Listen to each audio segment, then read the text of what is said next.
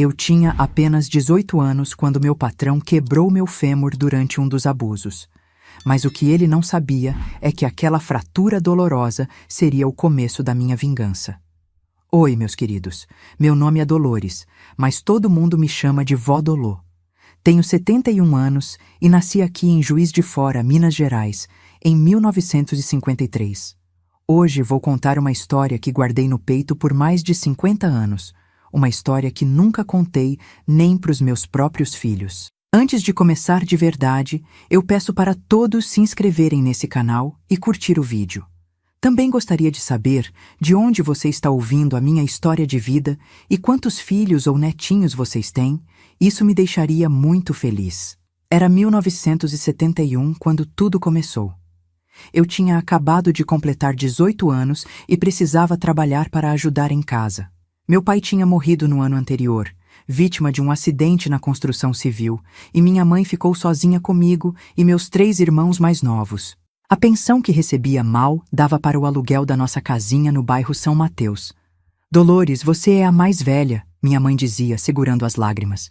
Preciso que você me ajude a sustentar essa família. Eu entendia. Aos 18 anos, já sabia que a vida não era fácil para quem era pobre. Saí batendo de porta em porta, procurando emprego. Nas lojas do centro, sempre me diziam que precisava ter experiência. Nas casas de família, queriam alguém mais velha, mais confiável. Estava quase desistindo quando uma vizinha me falou sobre a fábrica São José. Lá eles contratam menina nova, ela disse. É trabalho pesado, mas paga certinho todo mês. A fábrica São José ficava na zona industrial da cidade, um prédio grande e cinzento que fabricava tecidos para a região. Lembro até hoje do cheiro forte de tinta e cola que saía de lá, um cheiro que grudava na roupa e no cabelo de quem trabalhava.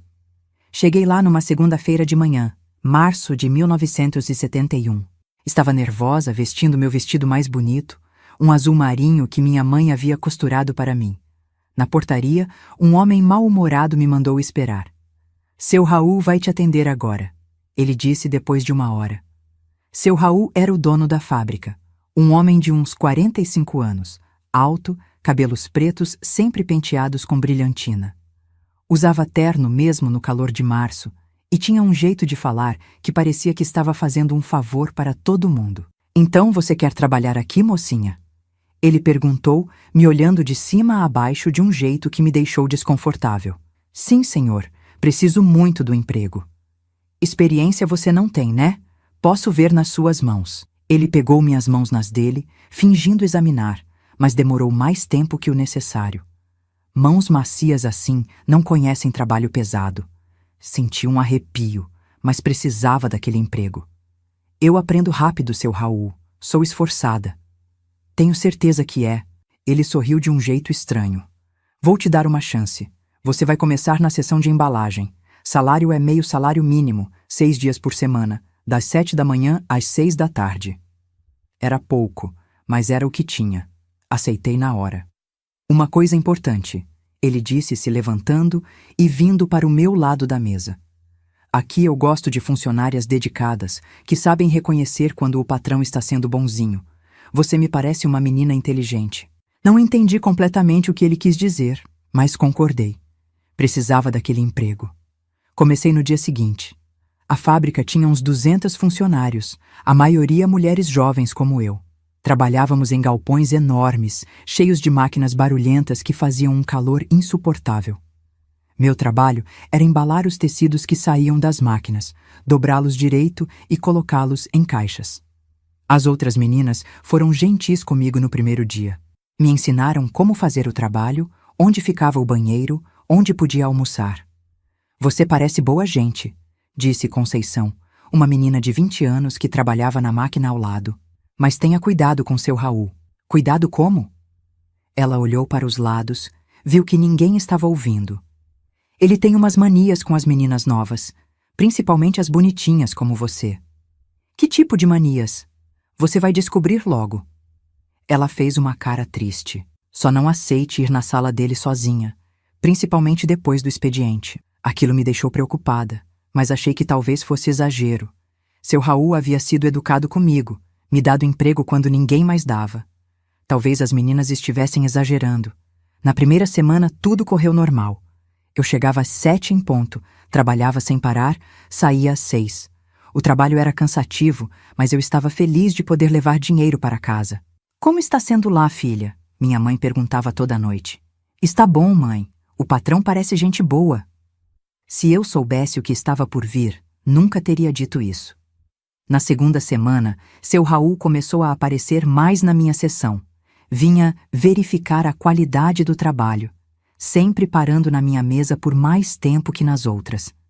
Você está se adaptando bem, Dolores, ele dizia, colocando a mão no meu ombro. Gosto de funcionárias dedicadas como você. A mão no ombro demorava mais tempo que o normal. Às vezes ele ficava bem atrás de mim, respirando no meu pescoço enquanto verificava meu trabalho. Seu Raul está de olho em você, Conceição me alertou durante o almoço. Já vi essa história antes. Mas ele não fez nada demais, eu disse, tentando me convencer. Ainda não fez. Ela suspirou. Dolores, posso te dar um conselho?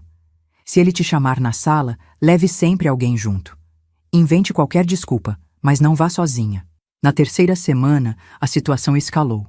Seu Raul começou a me chamar na sala dele para conversar sobre meu desempenho. Da primeira vez, consegui levar Conceição junto, fingindo que ela precisava me ajudar com não sei o quê. Não precisa trazer ninguém, ele disse claramente irritado. Era só para conversarmos sobre seu trabalho. Desculpe, seu Raul. Conceição estava me ensinando umas coisas. Da próxima vez, venha sozinha. Foi uma ordem, não um pedido. Gente, me emocionei lembrando desses primeiros dias. Vocês que estão me assistindo, deixem nos comentários de onde estão vendo este vídeo, tá? Adoro saber que tem gente do Brasil inteiro me acompanhando. E não esqueçam de se inscrever no canal e deixar o like, porque isso me ajuda muito a continuar contando essas histórias. A segunda chamada para a sala dele veio numa sexta-feira, quase no final do expediente. Eu estava terminando de embalar a última remessa do dia quando ele apareceu. Dolores, preciso falar com você. Na minha sala, agora. Meu coração disparou. Conceição já tinha ido embora, assim como a maioria das meninas. O galpão estava quase vazio. Posso ir amanhã, seu Raul? Estou terminando aqui. Eu disse agora. A voz dele ficou mais dura. É sobre seu salário. Você não quer falar sobre seu salário? Claro que queria. Meio salário mínimo mal dava para ajudar em casa. Se ele estava oferecendo aumento, fui. Foi o maior erro da minha vida. A sala dele ficava no segundo andar, longe do movimento da fábrica. Era uma sala grande com mesa de madeira, estante cheia de livros e um sofá velho no canto. Senta aqui, ele disse, apontando para uma cadeira na frente da mesa. Sentei, nervosa. Ele ficou em pé, andando pela sala, me olhando de um jeito que me deixava desconfortável. Você é uma menina esperta, Dolores. Trabalhadeira. Gosto disso. Obrigada, seu Raul. Estava pensando em te dar um aumento. Talvez até te promover para supervisora de seção. Meus olhos brilharam.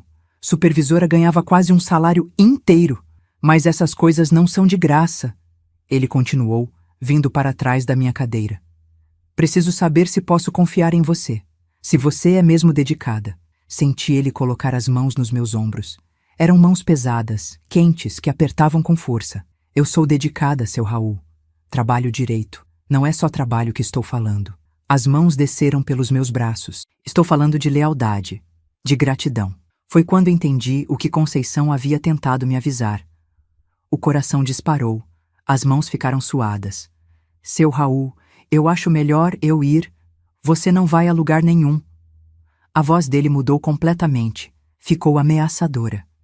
Sabe quantas meninas gostariam de estar no seu lugar? Quantas fazem fila para trabalhar aqui? Eu sei, mas nada.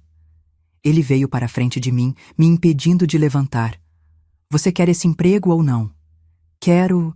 Mas então vai mostrar que merece. O que aconteceu naquela sala, naquela tarde, não consigo descrever em detalhes. Não porque não lembro. Lembro de cada segundo, de cada palavra. Mas porque algumas coisas são pesadas demais para serem colocadas em palavras.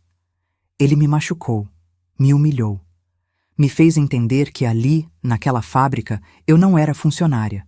Era propriedade dele. Se você contar para alguém, ele disse quando terminou, arrumando o terno, vai ser demitida na hora. E vou contar para todo mundo que tipo de menina você é. Ninguém mais vai te dar emprego nesta cidade. Saí daquela sala destroçada.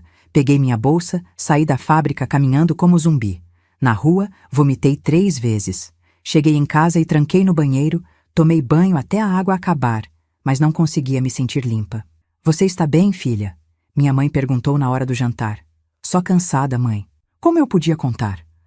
Como eu podia dizer que o emprego que estava sustentando nossa família vinha com esse preço? No sábado, pensei em não voltar. Fiquei na cama, inventei que estava com febre. Mas no domingo, vendo minha mãe contar e recontar as poucas moedas que tínhamos, soube que não tinha escolha. Segunda-feira, voltei para a fábrica. Seu Raul me cumprimentou normalmente na frente dos outros, como se nada tivesse acontecido. Mas nos seus olhos, eu via algo novo, uma satisfação, um poder que ele sabia que tinha sobre mim. Bom dia, Dolores. Espero que tenha descansado bem no fim de semana. Bom dia, seu Raul. Mais tarde preciso falar com você sobre aquele assunto que conversamos sexta. Aquele assunto. Como se fosse um negócio qualquer. Uma conversa sobre trabalho. Conceição percebeu que algo havia mudado em mim. O que ele fez? Ela perguntou durante o almoço. Nada, menti. Só conversamos sobre trabalho. Dolores. Ela segurou minha mão. Eu sei quando uma menina passou por isso. Está escrito na cara. Comecei a chorar. Ali, no meio do refeitório barulhento da fábrica, desabei. Ele disse que se eu contar para alguém vou ser demitida. Sussurrei. E você acredita nele? Não posso perder esse emprego, Conceição. Minha família precisa. Ela suspirou fundo. É assim que ele consegue. Pega meninas como nós que não têm escolha. Outras passaram pela mesma coisa? Todas as bonitinhas que ele contrata. Algumas aguentam um tempo, outras pedem demissão logo. Mas ele sempre arranja meninas novas. Aquela conversa me abriu os olhos para uma realidade que eu não queria ver. Não era só comigo. Era um sistema, uma rotina. Seu Raul usava a necessidade das meninas pobres para satisfazer seus desejos doentios. E eu era só mais uma na lista. Agora se prepare, essa minha história de vida vai te chocar. Por isso já curta o vídeo, vamos ajudar a vovozinha aqui a mandar esse vídeo para o mundo inteiro.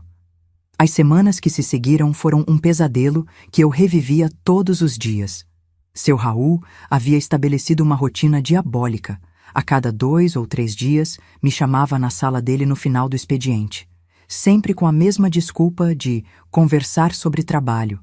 Sempre com a mesma ameaça velada se eu não aparecesse. Dolores, preciso te ver às 6h30.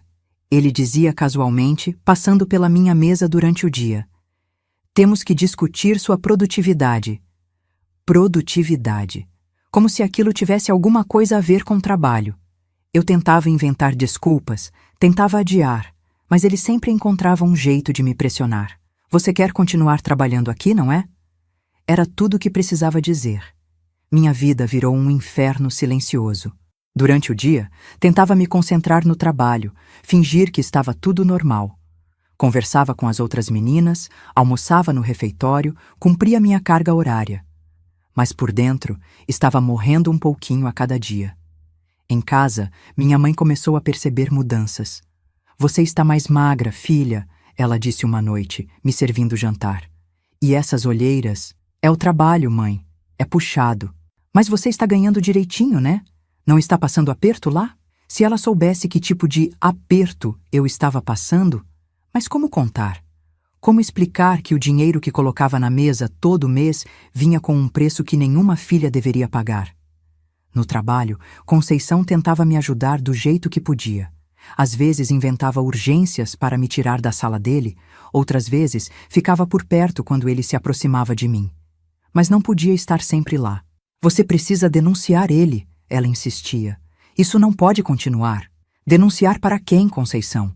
Ele é o dono da fábrica, conhece todo mundo importante da cidade. Para a polícia? A polícia vai acreditar numa menina pobre contra um empresário respeitado? Vai ser minha palavra contra a dele. Era 1971, gente. Mulher ainda não tinha voz nenhuma nessas coisas. Principalmente mulher pobre, sem estudo, sem família influente. Eu sabia que se tentasse denunciar, Seria eu quem sairia como mentirosa, como alguém querendo se aproveitar do patrão. Os abusos foram ficando piores, mais violentos, mais degradantes. Seu Raul estava ficando mais ousado, mais cruel. Era como se a impunidade o deixasse cada vez mais corajoso. Em maio de 1971, ele instalou uma tranca nova na porta da sala, para termos mais privacidade nas nossas conversas. Ele disse, sorrindo daquele jeito nojento.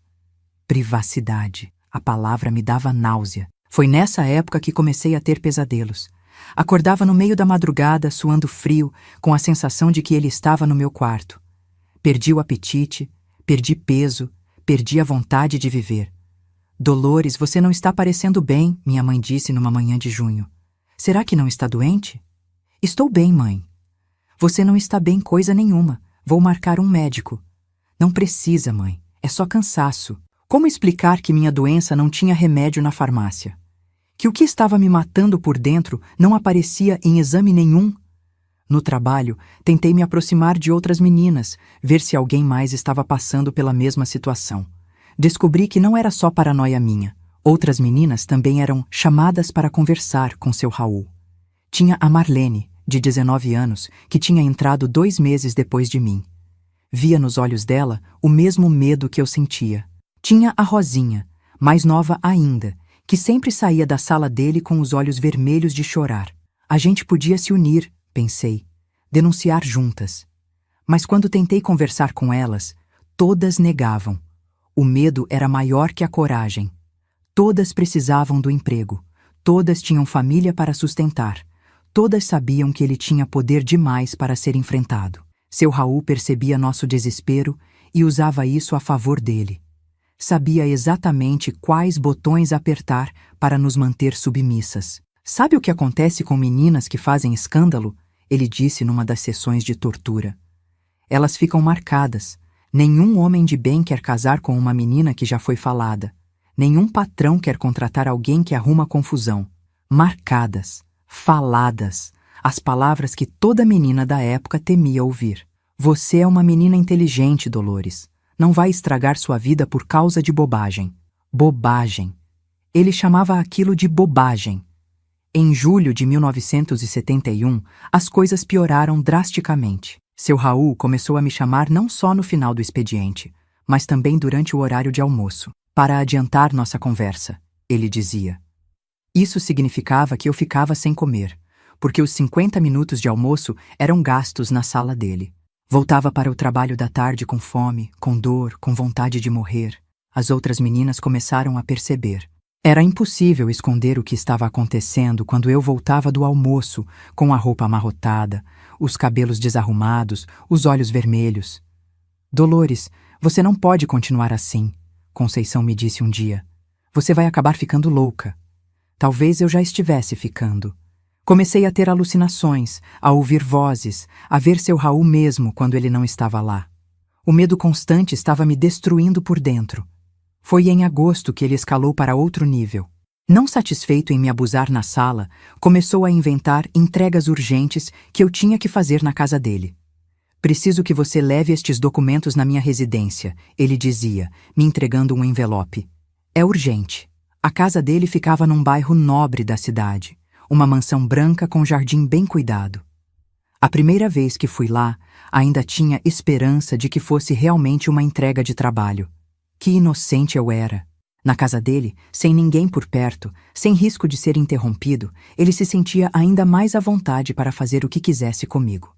Era pior que na fábrica, porque lá eu sabia que em algum momento teria que sair, que outros funcionários podiam aparecer. Na casa dele, eu estava completamente à mercê. Aqui ninguém pode nos atrapalhar, ele dizia, trancando a porta. Podemos ter mais tempo para nossas conversas. Mais tempo significava mais sofrimento, mais humilhação, mais momentos em que eu desejava morrer. Comecei a faltar no trabalho. Inventava doenças, fingia desmaios, qualquer coisa para não ter que enfrentar aquela rotina de horror. Mas ele sempre encontrava um jeito de me punir pelas faltas. Funcionária que falta muito não pode receber salário completo, ele me disse, descontando 2 dias do meu pagamento. Espero que você entenda. Entendia perfeitamente. Era mais uma forma de me controlar, de me manter presa naquela situação. Em setembro, aconteceu algo que quase me fez desistir de tudo. Minha mãe descobriu sobre os descontos no salário e veio me questionar. Dolores, por que seu salário veio menor este mês? Faltei alguns dias, mãe. Estava passando mal. Filha, a gente não pode se dar ao luxo de você faltar. Precisa desse dinheiro completo. Ver a preocupação no rosto dela, saber que minha família dependia daquele dinheiro sujo, me destroçou ainda mais. Estava presa num ciclo vicioso. Precisava do emprego para sustentar minha família, mas para manter o emprego, tinha que me submeter àqueles abusos. Foi nessa época que comecei a pensar em fugir. Sair de Juiz de Fora, ir para qualquer lugar, começar uma vida nova. Mas como?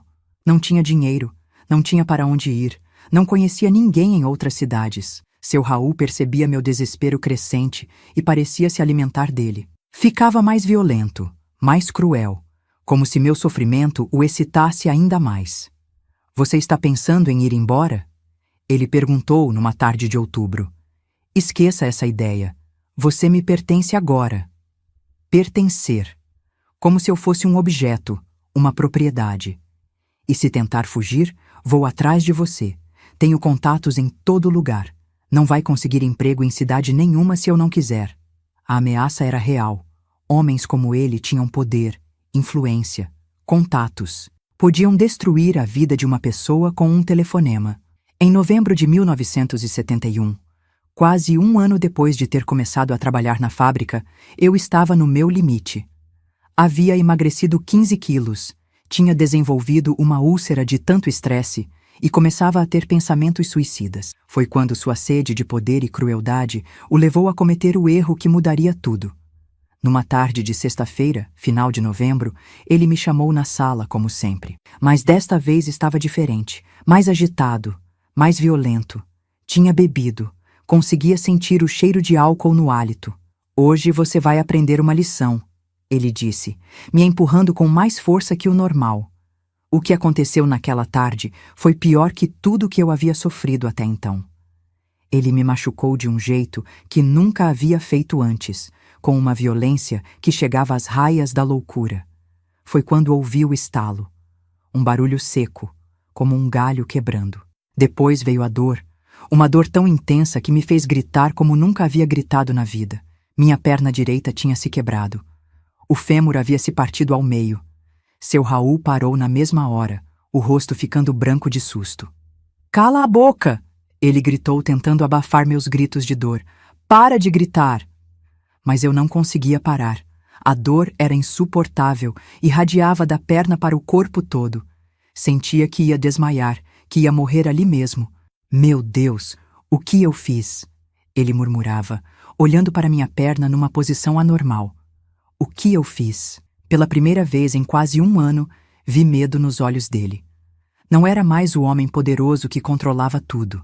Era um criminoso desesperado que havia ido longe demais. E naquele momento, mesmo com toda a dor que sentia, soube que finalmente tinha algo contra ele. Algo que ele não podia esconder, não podia negar, não podia explicar. Minha perna quebrada seria o começo do fim dele. A dor era tão intensa que senti minha visão escurecer. Minha perna estava numa posição completamente errada e o fêmur quebrado fazia um barulho horrível toda vez que eu tentava me mexer. Seu Raul estava em pânico total, andando de um lado para o outro da sala como um animal enjaulado. "Para de gritar, pelo amor de Deus!" Ele berrava, as mãos tremendo. "Alguém vai ouvir!" Mas eu não conseguia parar. Era como se todo o sofrimento acumulado de quase um ano estivesse saindo através daqueles gritos. A dor física se misturava com a dor emocional, criando um tsunami de agonia que eu nunca havia experimentado. "Você tem que ficar quieta", ele disse, tentando me tampar a boca com a mão. "Escuta, foi um acidente, você caiu, escorregou. Foi isso que aconteceu." Mesmo com a dor insuportável, consegui entender o que ele estava tentando fazer. Já estava inventando uma versão dos fatos, uma mentira para se proteger. "Ninguém vai acreditar em você se disser outra coisa", ele continuou, suando frio. "Quem vai acreditar numa menina contra mim? Você caiu, foi isso? Mas desta vez era diferente. Desta vez havia evidência física. Uma perna quebrada não era algo que podia ser escondido ou negado.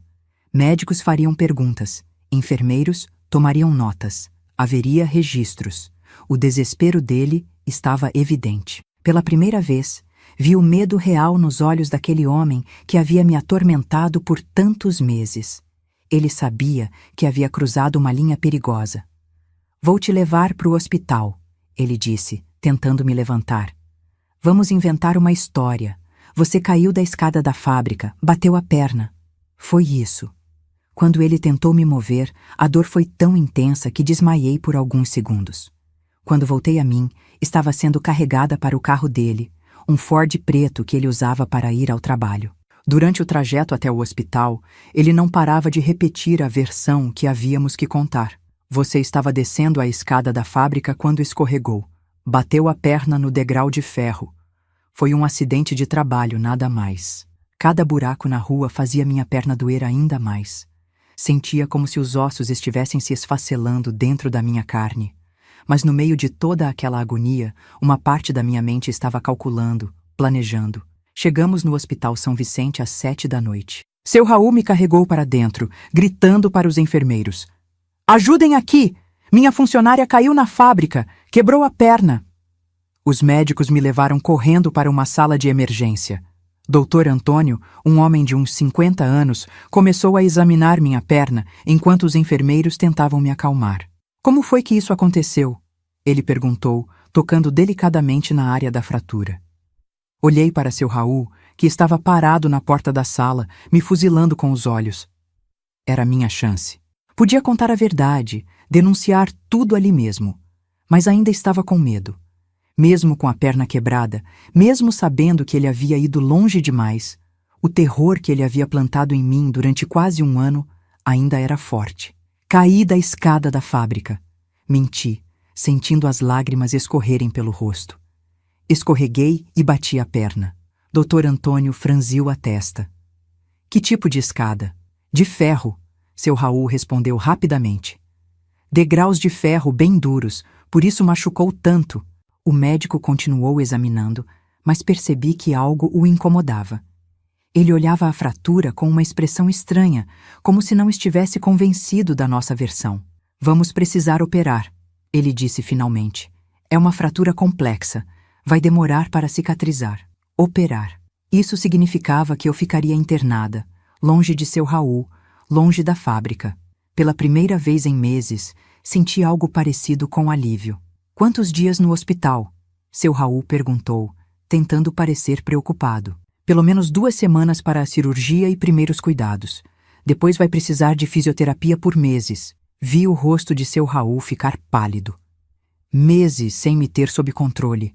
Meses em que eu estaria falando com médicos, enfermeiros, outros pacientes. Meses em que ele não poderia me ameaçar ou intimidar. Vou avisar sua família, ele disse, tentando manter a aparência de patrão preocupado. Eles precisam saber do acidente. Quando ele saiu para fazer o telefonema, doutor Antônio se aproximou de mim. Dolores, posso fazer uma pergunta pessoal? Meu coração disparou. Pode. Essa fratura, o padrão é muito estranho para uma queda simples. Parece mais com um trauma direto, uma pressão muito grande aplicada na perna. Ele sabia. De alguma forma, o médico sabia que aquilo não havia sido um acidente comum. Aconteceu mais alguma coisa que você não me contou? Era a minha chance. Ali estava um homem estudado, respeitado, que podia me ajudar, que podia acreditar em mim, mas o medo ainda era maior. Não, doutor. Foi o que eu falei. Ele me olhou por um longo tempo. Depois suspirou. Tudo bem. Vamos cuidar da sua perna primeiro. A cirurgia foi feita na manhã seguinte. Quando acordei da anestesia, minha mãe estava ao lado da cama chorando. Minha filha, como foi que isso aconteceu? Caí na fábrica, mãe. Seu Raul disse que vai pagar todo o tratamento. Que bom que você tem um patrão tão generoso. Generoso. Se ela soubesse. Mas nos dias que se seguiram, internada naquele hospital, algo começou a mudar dentro de mim.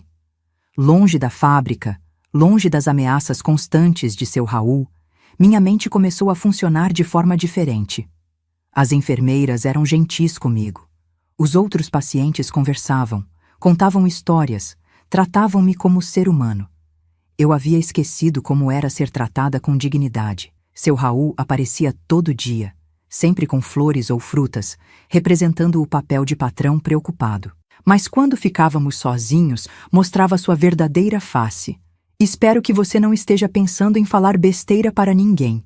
Ele sussurrava quando ninguém estava ouvindo. Lembra que sua família ainda precisa de mim. Mas suas ameaças começaram a soar vazias. Ele estava nervoso, inseguro. Via em seus olhos que estava com medo de que eu mudasse de versão. No 5º dia de internação, aconteceu algo que mudou tudo. Doutor, Antônio veio conversar comigo novamente, mas desta vez trouxe alguém junto. Uma mulher de uns 40 anos, muito séria. Dolores, esta é a doutora Helena, nossa psicóloga. Ela gostaria de conversar com você. Psicóloga. Meu coração disparou. Por que queriam que eu falasse com uma psicóloga? É rotina, doutora Helena explicou. Sempre conversamos com pacientes que sofreram traumas, para ajudar na recuperação. Ficamos sozinhas no quarto.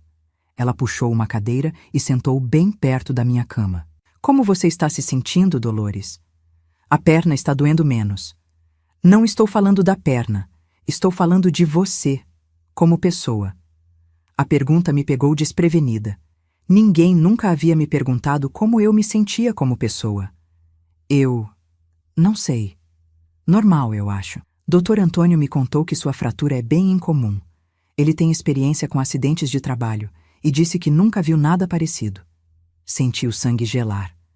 Mas foi isso que aconteceu. Caí da escada. Dolores, você sabe que pode contar a verdade para mim, né? Nada do que você disser aqui vai sair desta sala sem sua permissão. Por um momento, pensei em contar tudo. Mas o medo ainda era muito forte. Foi acidente, doutora. Ela ficou me olhando por um tempo, depois suspirou. Tudo bem, mas se mudar de ideia, pode me chamar a qualquer hora. Naquela noite, não consegui dormir. Ficava pensando na conversa com doutora Helena, na desconfiança do doutor Antônio, no nervosismo de seu Raul. Pela primeira vez em quase um ano, senti uma pontinha de esperança. Talvez eu não estivesse tão sozinha quanto pensava. Talvez existissem pessoas dispostas a me ajudar. No 7º dia, recebi uma visita inesperada. Conceição apareceu no hospital, trazendo flores e uma expressão preocupada. Dolores, como você está? Todo mundo na fábrica está falando do seu acidente. Estou melhor. Logo volto para o trabalho. Você tem certeza de que foi acidente? Ela perguntou baixinho, olhando para os lados. Por que pergunta isso? Porque conheço você há quase um ano. Sei como você caminha, como você sobe e desce escada. Você é muito cuidadosa. Não é do tipo que tropeca. Conceição estava me dando uma abertura, uma chance de contar a verdade para alguém que já sabia, que já desconfiava. Conceição, ele fez isso com você, não foi? As lágrimas começaram a cair. Não conseguia mais segurar. Ele disse que se eu contar vai me demitir. Vai espalhar que sou vagabunda. Minha família precisa do dinheiro. Dolores, olha para você. Olha onde você está. Você quase morreu. Até onde esse homem vai ter que ir antes de você reagir? Ela estava certa. Havia chegado ao fundo do poço. Não podia descer mais. Mas o que eu posso fazer? Quem vai acreditar em mim? Vou te ajudar. Não está sozinha nessa. Naquela conversa com Conceição, tomei a decisão que mudaria minha vida para sempre. Não ia mais aceitar ser vítima. Não ia mais deixar meu medo controlar minhas escolhas. Quando ela saiu, chamei a enfermeira. Quero falar com a doutora Helena. É urgente. Doutora Helena chegou meia hora depois. Sentou na mesma cadeira, com a mesma expressão compreensiva. Mudou de ideia? Mudei. E contei tudo. Cada abuso, cada ameaça, cada humilhação. Contei sobre os outros funcionários que passavam pela mesma coisa. Contei como ele usava nossa necessidade econômica para nos manter presas. Ela escutou tudo em silêncio, tomando notas, fazendo perguntas pontuais. Quando terminei, estava exausta, mas aliviada. Pela primeira vez em quase um ano, havia contado minha verdade para alguém. Dolores, você foi muito corajosa em me contar isso. Agora precisa decidir o que quer fazer. O que posso fazer? Pode denunciar. Temos evidências médicas da violência, temos seu depoimento. Posso te colocar em contato com advogados que trabalham com casos assim. E se ninguém acreditar em mim, vai ter gente que não vai acreditar, mas também vai ter gente que vai. E isso pode impedir que outras meninas passem pelo que você passou. Pensei nas outras funcionárias da fábrica. Na Marlene, na Rosinha, nas que ainda viriam. Quantas meninas seu Raul ia destruir se ninguém o parasse? Quero denunciar, disse com uma firmeza que não sentia há meses. Quero que ele pague pelo que fez. Doutora Helena sorriu pela primeira vez. Então vamos começar a trabalhar. Nos dias seguintes, ainda internada, começamos a construir o caso contra seu Raul. Doutora Helena me colocou em contato com Dr. Maurício, um advogado jovem que trabalhava com casos de trabalhadores. Seu caso é forte, ele me disse após ouvir toda a história. Temos evidência médica, testemunha, um padrão de comportamento, podemos processar por agressão, assédio sexual e uma série de outras coisas. Mas ele tem dinheiro, influência, e nós temos a verdade. Às vezes isso basta. Seu Raul continuava aparecendo no hospital, cada vez mais nervoso. Percebia que algo havia mudado, que eu não estava mais com o mesmo medo de antes. Você está diferente, ele disse numa das visitas. Espero que não esteja fazendo nenhuma besteira. Não estou fazendo besteira, respondi, olhando diretamente nos olhos dele. Estou fazendo justiça. Vi o rosto dele mudar de cor. Sabia que eu havia falado. Você não sabe com quem está mexendo. Ele sussurrou, furioso. Vou destruir você e sua família. Você já tentou me destruir, mas não conseguiu. Foi a primeira vez em quase um ano que respondi a ele sem medo. E aquela sensação de poder, de não ser mais vítima, era inebriante.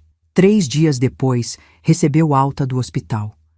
Minha perna ainda estava engessada. Eu precisava de muletas, mas estava livre. E pela primeira vez em meses, livre de verdade. Porque agora eu tinha uma arma contra ele. Tinha coragem, tinha aliados, tinha um plano. A guerra havia começado, e desta vez eu não ia perder.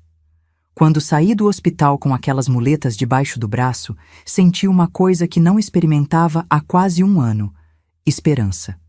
A perna ainda doía muito, mas minha alma estava mais leve. Pela primeira vez desde que comecei a trabalhar naquela fábrica maldita, eu tinha um plano. Dr. Maurício havia me explicado tudo nos mínimos detalhes. Íamos processar seu Raul por agressão, assédio sexual e criar uma jurisprudência que pudesse proteger outras mulheres. Mas ele foi claro comigo sobre os desafios. Dolores, não vai ser fácil. Ele vai tentar desacreditar você, vai usar advogados caros, vai tentar subornar testemunhas. Você precisa estar preparada para uma guerra. Guerra. A palavra me assustava, mas ao mesmo tempo me dava energia. Depois de tanto tempo sendo vítima, finalmente ia poder lutar. O primeiro passo era coletar evidências. Precisávamos de mais testemunhas, documentos, qualquer coisa que provasse o padrão de comportamento dele. Dr. Maurício me orientou a procurar outras funcionárias que haviam passado pela mesma situação. Mas antes disso, teve que enfrentar minha família.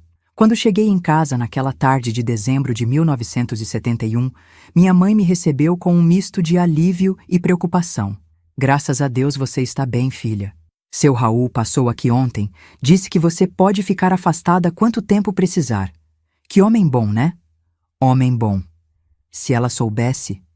Mãe, preciso conversar com você sobre uma coisa muito importante. Sentamos na cozinha da nossa casinha simples. Minha mãe serviu um café e ficou me olhando com aquela expressão maternal que sempre me acalmava. Que foi, filha? Você está estranha desde que voltou do hospital. Respirei fundo. Contar a verdade para doutor.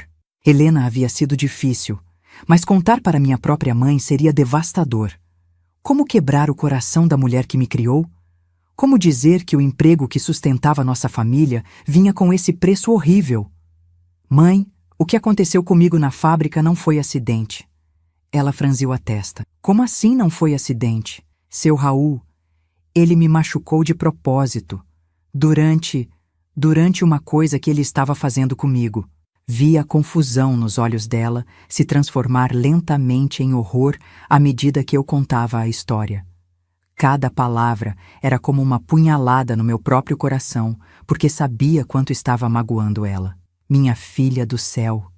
Ela sussurrou quando terminei, as lágrimas escorrendo pelo rosto. Por que você não me contou antes? Porque tinha medo, mãe. Medo de perder o emprego, medo que ninguém acreditasse, medo que ele cumprisse as ameaças. Ela me abraçou com tanta força que quase não consegui respirar. Senti suas lágrimas molhando meu cabelo. Perdão, filha. Perdão por não ter percebido. Perdão por te obrigar a carregar isso sozinha. Não foi culpa sua, mãe. Foi sim. Uma mãe tem que proteger os filhos. Eu falhei. Naquele abraço, senti que tinha mais uma aliada na minha guerra contra seu Raul. Minha mãe sempre foi uma mulher forte, e agora essa força estava do meu lado. Nos dias seguintes, comecei a investigação informal que Dr. Maurício havia sugerido. Primeiro, procurei Conceição. Ela veio na minha casa numa tarde de sábado, nervosa, mas determinada. Dolores, decidi que vou te ajudar. Cansei de ficar quieta vendo aquele homem destruir a vida das meninas. Você tem certeza? Pode ser perigoso. Claro que tenho, e não sou só eu. A Marlene e a Rosinha também querem falar. Meu coração disparou. Outras vítimas dispostas a testemunhar. Isso mudava tudo. Mas tem mais, Conceição continuou. A Jurema, que trabalhou lá até o ano passado, também quer depor, e ela tem uma história que vai chocar você. Jurema era uma menina que havia pedido demissão subitamente no meio de 1971. Na época, ninguém entendeu por quê, já que ela precisava muito do emprego. Marcamos um encontro na casa de Conceição para o domingo seguinte.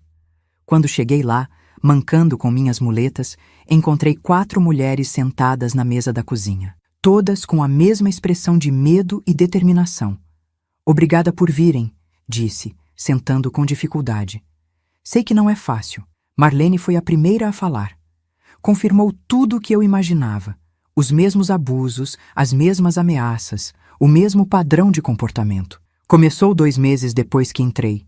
Ela disse, a voz tremendo. Primeiro eram só cantadas, depois evoluiu para toques, depois... Não precisou completar. Todas sabíamos. Rosinha, mais nova que todas nós, mal conseguia falar de tanto que chorava. Mas confirmou que havia passado pela mesma coisa. Jurema foi quem trouxe a revelação mais chocante. Meninas, vocês acham que somos as únicas? Aquele homem faz isso há anos, desde que abriu a fábrica, em 1965. Como você sabe? Porque conversei com outras meninas que trabalharam lá antes. A Sônia, que saiu em 1969, passou pela mesma coisa. A Regina, de 1968, também. E tem mais. Mais. Quantas éramos? Quantas vidas ele havia destruído ao longo dos anos? Jurema, por que você nunca denunciou? Pelos mesmos motivos que vocês. Medo, vergonha, necessidade. Mas quando soube do que aconteceu com você, Dolores, decidi que não dava mais. Saímos daquela reunião com um plano claro. Íamos nos unir todas juntas e derrubar aquele monstro.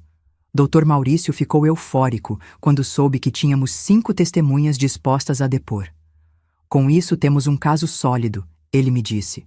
Não é mais a palavra de uma funcionária contra a do patrão.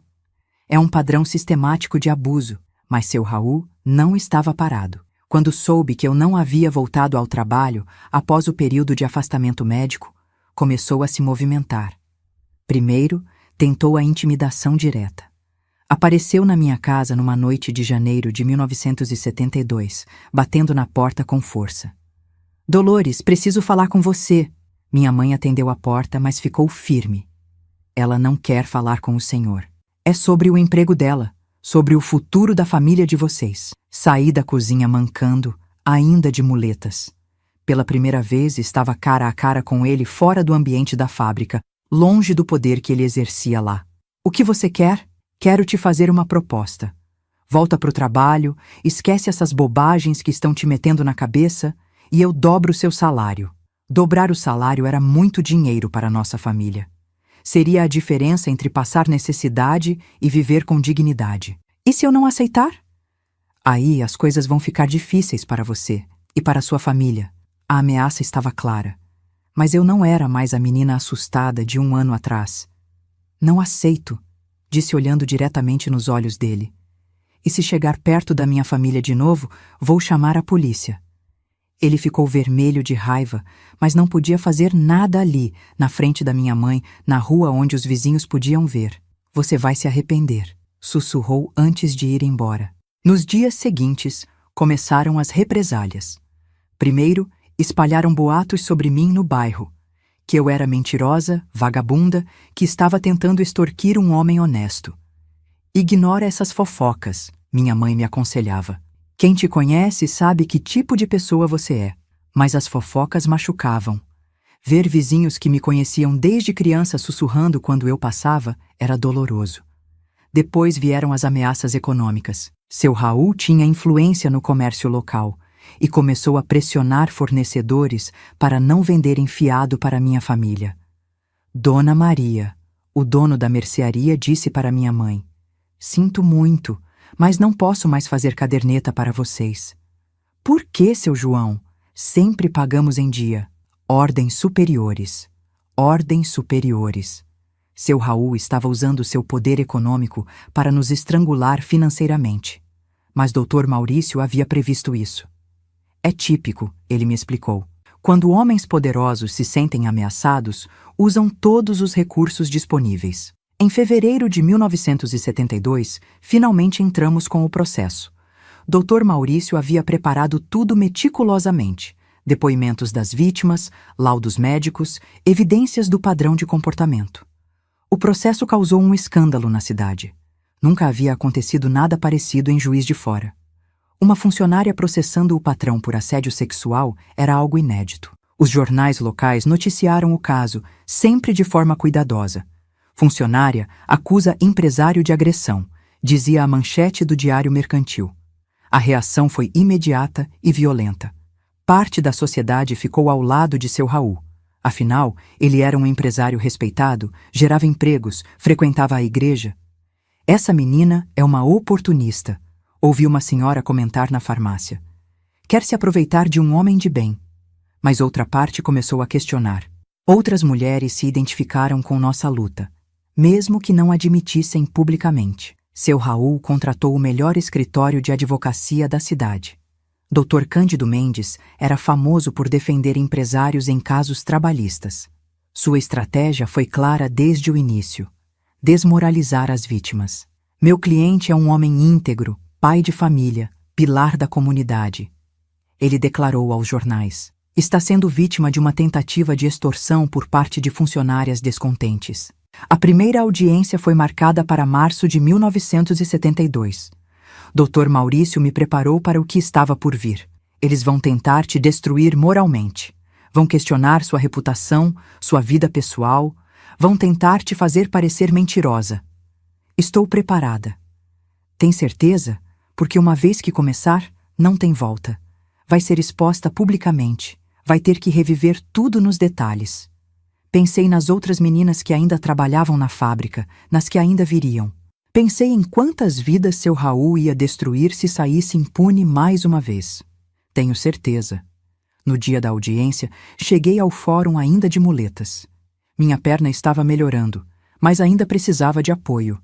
Dr. Maurício disse que isso era bom. Mostraria ao juiz a gravidade da agressão. O fórum estava lotado. Jornalistas, curiosos, apoiadores de ambos os lados. Nunca havia visto tanto movimento num processo em Juiz de Fora. Quando seu Raul entrou na sala, escoltado por seus advogados caros, nossos olhares se cruzaram. Pela primeira vez, não senti medo, senti determinação. Dr. Cândido Mendes começou como esperado, tentando desqualificar nosso caso. "Meritíssimo, estamos diante de uma tentativa clara de extorsão. Funcionárias descontentes tentando se aproveitar de um acidente de trabalho para obter vantagem financeira." Dr. Maurício respondeu com firmeza: "Excelência, temos aqui 5 mulheres diferentes, em períodos diferentes, todas relatando o mesmo padrão de comportamento. Isso não é coincidência, é sistema." Quando chegou minha vez de depor, senti o coração disparar. Ali estava eu, uma menina pobre de 19 anos, enfrentando um dos homens mais poderosos da cidade. "Pode começar, senhorita", disse o juiz, Dr. Alcides Rocha. Contei tudo. Cada abuso, cada ameaça, cada humilhação. Senti lágrimas escorrerem pelo rosto, mas mantive a voz firme. Esta era minha chance de ser ouvida, e não ia desperdiçar. Quando o Dr. Cândido Mendes começou a me interrogar, tentou me confundir, me fazer contradizer. A senhorita não acha estranho que nunca tenha denunciado antes? Porque só agora, depois do acidente? Porque tinha medo, e porque só agora encontrei pessoas dispostas a me ajudar. A senhorita não está inventando essa história para conseguir dinheiro? Se fosse por dinheiro, teria aceitado a proposta que ele me fez de dobrar meu salário. Senti que marquei um ponto. Dr. Maurício havia me preparado bem. As outras meninas depuseram ao longo da semana. Cada depoimento confirmava o padrão, mostrava que não eram casos isolados. O momento mais impactante foi quando Jurema revelou a extensão real do problema. Excelência, conversei com pelo menos 8 mulheres que passaram pela mesma situação naquela fábrica. Algumas saíram da cidade de tanta vergonha. 8 mulheres. Mais ainda do que imaginávamos. Seu Raul tentou negar tudo, é claro. Disse que éramos mentirosas, que estava sendo vítima de uma conspiração. Mas sua versão não se sustentava. Como explicar que 5 mulheres diferentes inventariam a mesma história? Como justificar o padrão de comportamento relatado por vítimas que nem se conheciam? O processo se arrastou por 3 meses. 3 meses de tensão, de ameaças veladas, de pressão psicológica. Mas também 3 meses em que senti crescer dentro de mim uma força que não sabia que possuía. Em junho de 1972 veio a sentença. Dr. Alcides Rocha foi claro e direto. Este tribunal reconhece a veracidade dos fatos narrados pelas vítimas. O padrão sistemático de abuso é evidente e inadmissível. Seu Raul foi condenado a 2 anos de prisão, pagamento de indenização para todas as vítimas e fechamento temporário da fábrica. Quando ouvi a sentença, desabei em lágrimas.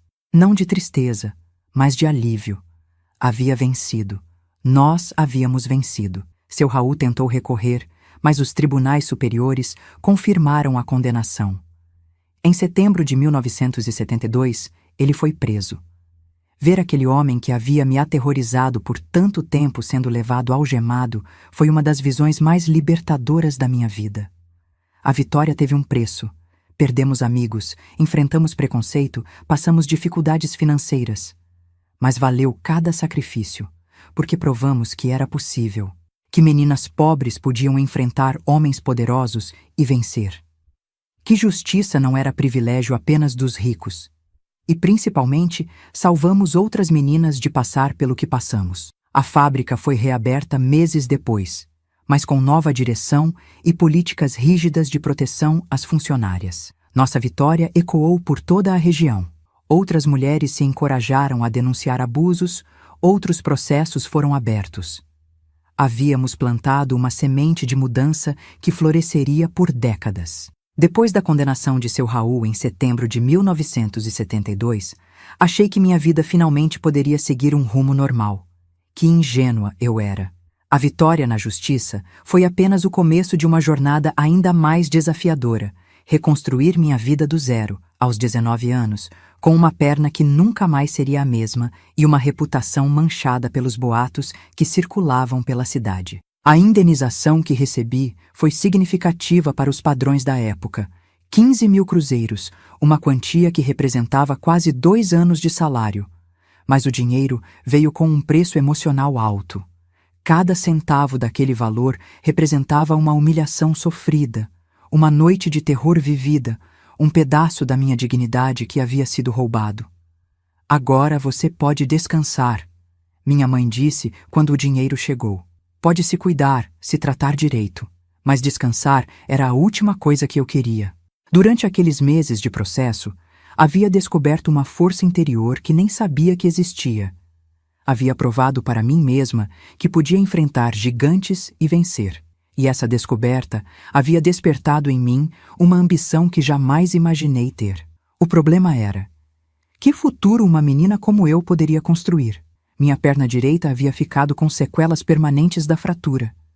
Mancava levemente e sentia dores quando ficava muito tempo em pé. Trabalhos que exigiam esforço físico estavam descartados. Além disso, minha reputação na cidade estava complicada. Metade das pessoas me via como heroína, a menina corajosa que havia enfrentado um poderoso.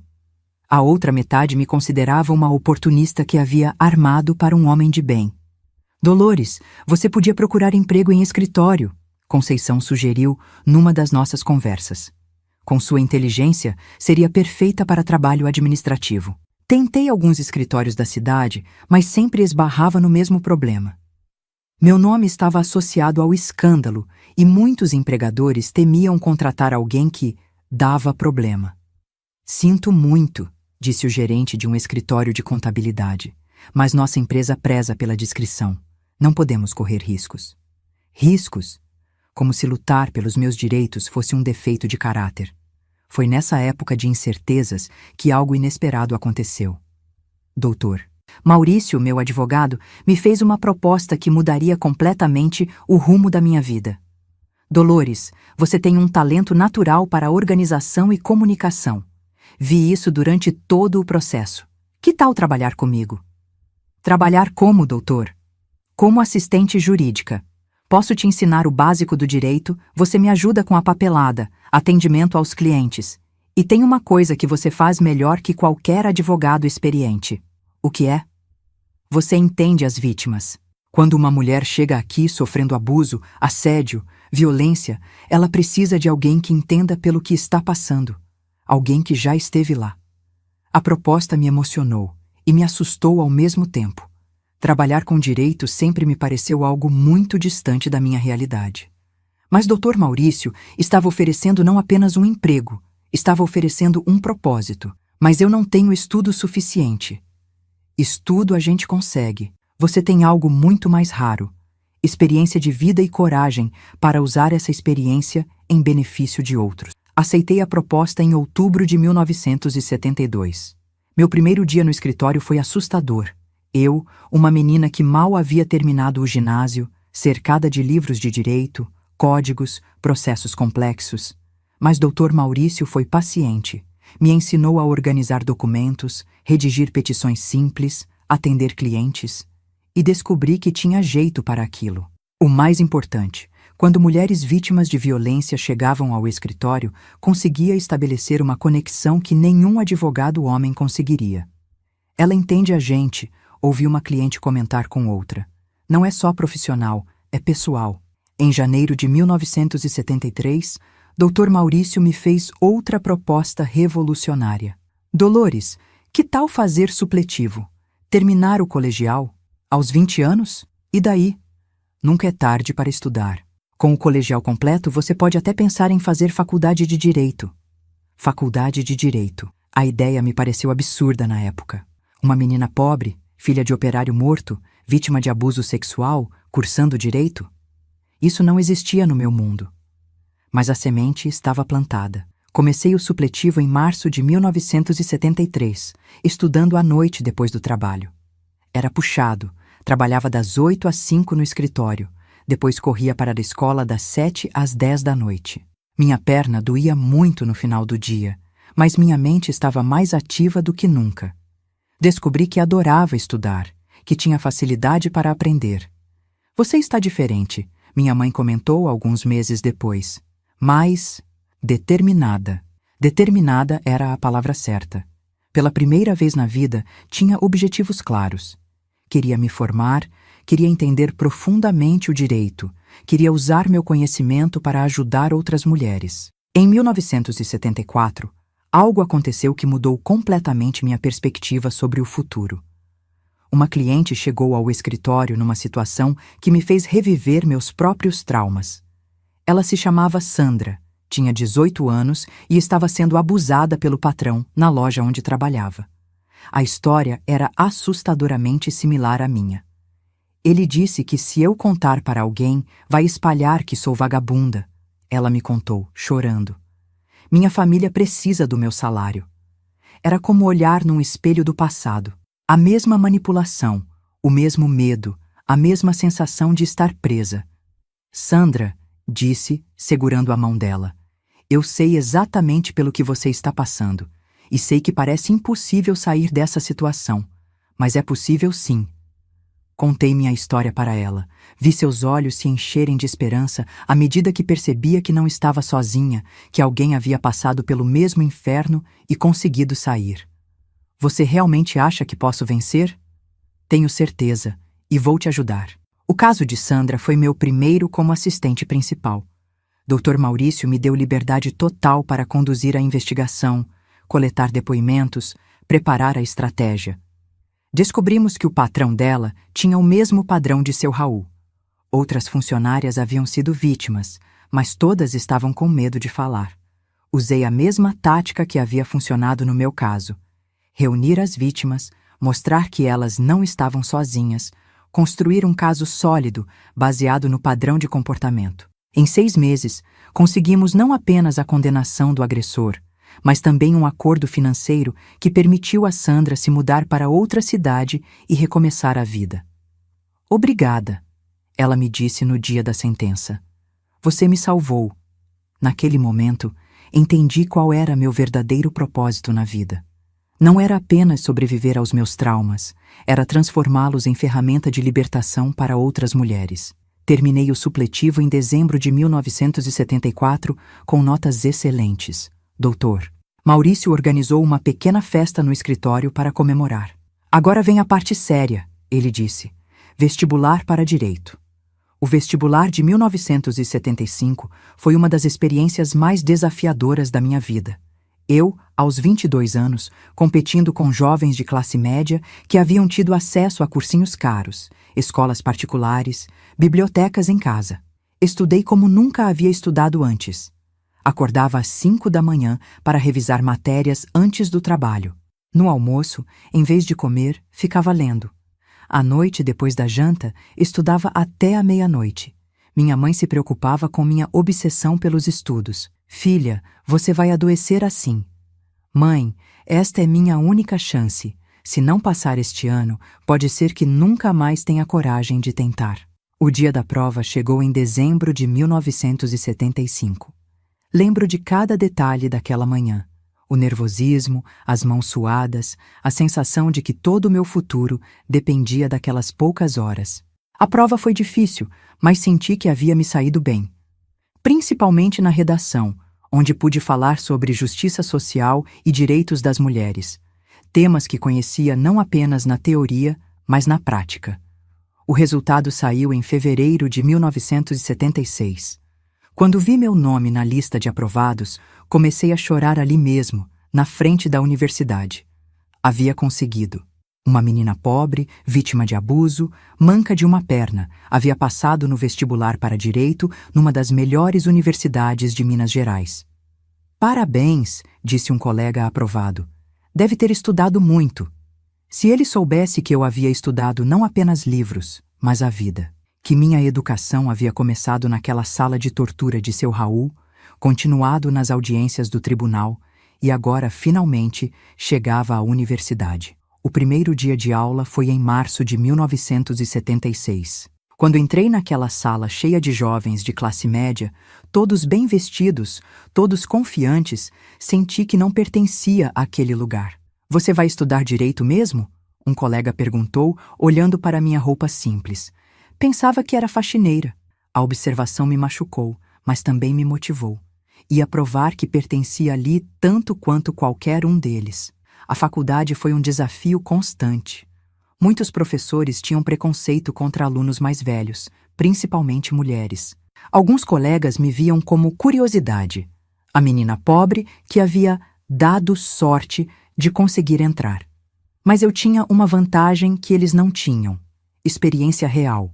Quando estudávamos direito penal, eu sabia na prática como funcionava um tribunal. Quando vimos direito trabalhista, eu havia vivido na pele as relações abusivas de poder. Sua participação nas aulas é sempre muito rica, disse o professor de Direito Civil. Você traz uma perspectiva diferente. Perspectiva diferente. Era uma forma educada de dizer que eu havia aprendido direito na vida real antes de aprender nos livros. Durante os 5 anos de faculdade, continuei trabalhando com o Dr. Maurício.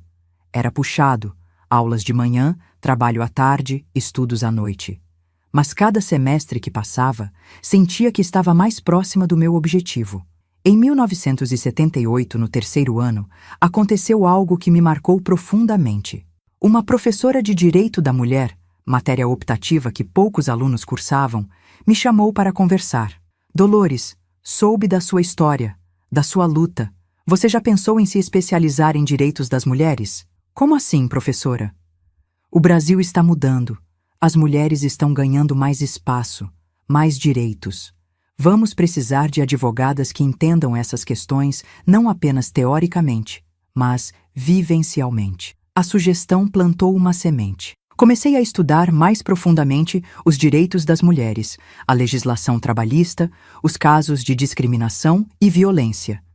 Descobri que o que havia acontecido comigo estava acontecendo com milhares de mulheres pelo Brasil todo, e que muito poucas tinham coragem ou condições de lutar pelos seus direitos. Em 1979, escrevi minha monografia sobre assédio sexual no ambiente de trabalho, análise jurídica e social. Usei meu próprio caso como estudo principal, analisando tanto os aspectos legais quanto os sociais do problema. Este trabalho pode virar livro, disse minha orientadora. É pioneiro no Brasil. Pioneiro. Uma palavra que começou a definir minha trajetória. Me formei em dezembro de 1980, aos 27 anos. Na formatura, quando subi ao palco para receber o diploma, vi minha mãe na plateia chorando de orgulho. Pensai em tudo que havia passado para chegar ali. A menina assustada, que havia sido abusada e quase morta aos 18 anos agora, era a doutora Dolores, advogada formada, especialista em direitos das mulheres. E agora? Dr. Maurício perguntou após a cerimônia. Agora vou abrir meu próprio escritório, especializado em casos que ninguém quer pegar. Mulheres pobres, vítimas de violência, trabalhadoras exploradas. Vai ser difícil ganhar dinheiro assim. Não é sobre dinheiro. É sobre justiça. Em janeiro de 1981, aluguei uma salinha pequena no centro de Juiz de Fora e coloquei uma placa na porta. Doutora Dolores Santos, Advocacia Popular. Advocacia Popular. Era assim que eu definia meu trabalho. Advocacia para o povo, para quem não tinha voz, para quem sempre havia sido esquecido pelo sistema. Nos primeiros meses, mal tinha clientes. Muitas pessoas desconfiavam de uma advogada tão jovem, principalmente mulher, principalmente com minha história. Mas aos poucos, o trabalho começou a aparecer. Primeiro, foram mulheres indicadas por Dr. Maurício. Depois, começaram a vir por conta própria, vítimas que haviam ouvido falar da advogada que entendia o sofrimento delas. Em 2 anos, meu escritório estava sempre lotado. Casos de assédio sexual, violência doméstica, discriminação no trabalho, pensão alimentícia. Cada caso era uma batalha, cada vitória era uma pequena revolução. Você está mudando a cidade, disse Conceição, que havia se tornado minha secretária. As mulheres não têm mais medo de denunciar. Mudando a cidade. Talvez fosse exagero, mas sentia que estava plantando sementes de transformação. Em 1983, recebi um convite que mudaria novamente o rumo da minha vida. O governo de Minas Gerais estava criando a primeira delegacia da mulher do estado e queriam que eu participasse do projeto como consultora. É uma oportunidade de impactar milhares de mulheres, explicou a coordenadora do projeto. Sua experiência seria fundamental. Aceitei o desafio. Durante 6 meses, viajei por todo o estado, treinando delegados, capacitando funcionários, criando protocolos de atendimento. Foi gratificante ver que minha luta individual havia se transformado em política pública. Que outras mulheres teriam acesso a um atendimento digno, respeitoso, eficiente. Mas o trabalho mais importante ainda estava por vir. Em 1984, decidi escrever um livro contando minha história completa. Por que agora? Minha mãe perguntou. Porque outras meninas precisam saber que é possível, que dá para transformar dor em propósito, trauma em força. O livro levou 2 anos para ficar pronto. Do trauma à transformação, uma jornada de sobrevivência e vitória, foi publicado em 1986 e causou impacto nacional. Sua história é inspiradora, disse uma jornalista da revista Veja. Mostra que é possível superar qualquer adversidade. Superar a adversidade. Sim, era possível. Mas mais que isso, era possível transformar a adversidade em combustível para a mudança social. O livro me trouxe reconhecimento nacional. Comecei a dar palestras por todo o país, a participar de programas de televisão, a ser consultada por jornalistas. Mas o mais importante, começaram a me procurar mulheres de todos os cantos do Brasil. Cartas, telefonemas, pessoas que viajavam horas para me conhecer. Sua história me deu coragem, dizia cada uma. Se você conseguiu, eu também consigo. E conseguiam. Uma por uma, essas mulheres iam superando seus traumas, construindo novas vidas, transformando-se de vítimas em protagonistas. Em 1987, aos 34 anos, olhei para trás e vi o caminho que havia percorrido. Da menina quebrada de 18 anos à advogada respeitada nacionalmente. Do trauma à transformação. Mas sabia que minha jornada estava apenas começando. Tinha ainda muito a fazer. Muitas mulheres para ajudar, muitas batalhas para vencer. E o mais importante, havia descoberto que minha maior vitória não era ter sobrevivido aos abusos. Era ter transformado essa sobrevivência em ferramenta de libertação para outras. Minha perna direita ainda doía nos dias frios, lembrando-me de onde tudo começou. Mas agora essa dor tinha um significado diferente. Não era mais símbolo de trauma, mas de transformação. De vitória. Meus queridos, se vocês chegaram até aqui, muito obrigada por me ouvirem com tanto carinho. Essa história não foi fácil de contar, mas sei que pode ajudar outras pessoas que estão passando por dificuldades. Não esqueçam de se inscrever no canal e deixar aquele like maroto, que isso me ajuda muito a continuar compartilhando essas histórias de vida com vocês. E uma coisa muito importante, entrem no nosso grupo do WhatsApp. O link está aí na descrição do vídeo. Lá a gente manda todos os dias histórias reais de outras vovós do Brasil inteiro, mulheres guerreiras que, como eu, passaram por grandes desafios e conseguiram se reerguer. No WhatsApp, vocês vão encontrar força, inspiração e companheirismo. Somos uma família grande e juntas somos mais fortes. Um beijo no coração de cada um e lembrem-se, não importa o tamanho da tempestade, sempre existe um arco-íris esperando do outro lado.